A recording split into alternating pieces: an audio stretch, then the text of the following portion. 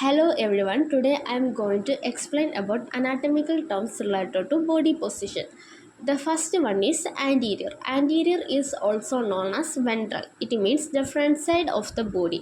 നമ്മുടെ ശരീരത്തിൻ്റെ മുൻഭാഗത്തെ സൂചിപ്പിക്കുന്നതാണ് anterior എന്നത്. The next one is posterior. It is also known as dorsal. It means the back side of the body. നമ്മുടെ ശരീരത്തിൻ്റെ പിൻഭാഗത്ത് സൂചിപ്പിക്കുന്നതാണ് posterior.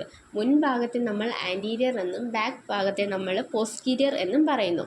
The next one is superior. It means toward the head.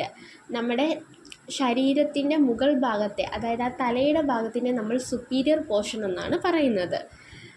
The next one is inferior. It means toward the feet. നമ്മുടെ ശരീരത്തിൻ്റെ താഴ്ഭാഗത്തെ അല്ലെങ്കിൽ നമ്മുടെ ആ കാലിൻ്റെ ഭാഗത്തിനെ നമ്മൾ ഇൻഫീരിയർ എന്ന് പറയുന്നു.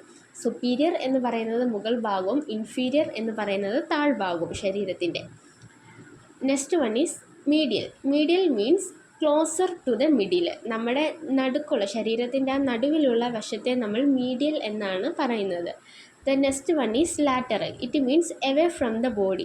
നമ്മുടെ ശരീരത്തിൻ്റെ നടുക്ക് നിന്ന് സൈഡിലോട്ടുള്ള പൊസിഷനെ അല്ലെങ്കിൽ ആ ഒരു പോർഷനെയാണ് നമ്മൾ പറയുന്നത് ലാറ്ററൽ എന്ന്. The next one is superficial. It means near the surface. നമ്മുടെ ശരീരത്തിൻ്റെ പുറം ഭാഗത്തെയാണ് നമ്മൾ സൂപ്പർഫിഷ്യൽ എന്ന് പറയുന്നത്.